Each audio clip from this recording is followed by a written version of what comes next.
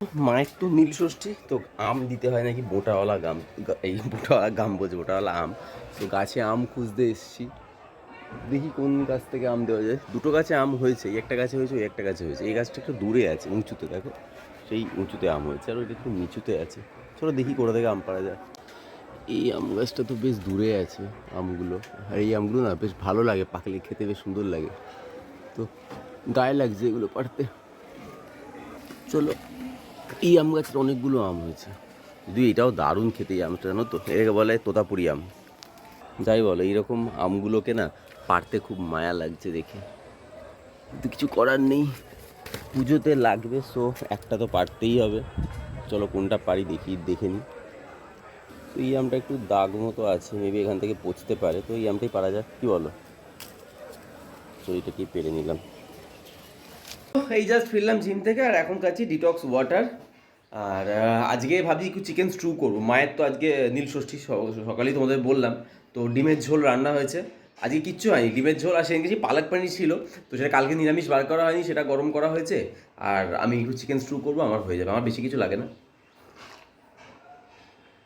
আর তোমাদেরকে বারবার বলছি ডিটক্স ওয়াটারটা খাও, এই গরমে যদি গ্ল্যামার ধরে রাখতে চাও ডিটক্স ওয়াটার খাও। তো চলো, আমার পেটটা আজকে একটু আপসেট লাগছে, মানে ভোর 5টার সময় খুব জোর এমার্জেন্সি হয়েছিল, দেন গেছিলাম, দেন তারপর থেকেই দেখছি পেটটা কিনকিন কিনকিন করছে, মেবি পেট গরম হয়েছে কি জানি না। দেখা যাক, চিকেন হয়ে হালকা চিকেন স্টু দিয়ে জাস্ট লাঞ্চ করবো।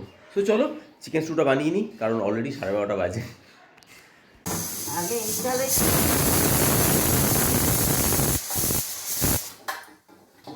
তো চিকেন স্টু তোকে 4টে সিটি দিয়ে রেখে দিলাম পাশে। আর দেখ, পালং শাক বাবা সেনকে নিয়ে এসেছিলো, তো অনেকটা পালং শাক আমি আলাদা করে সরিয়ে রেখে দিয়েছিলাম।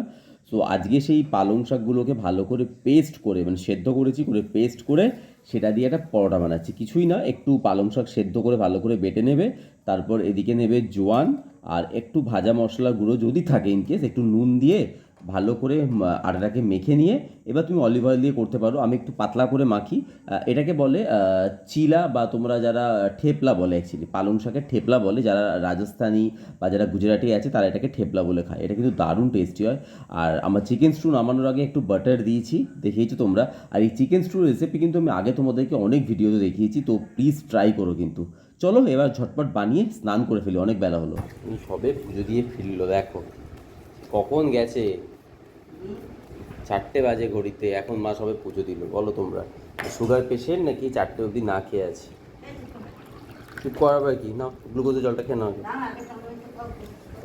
আরে আগে জলটা খাও।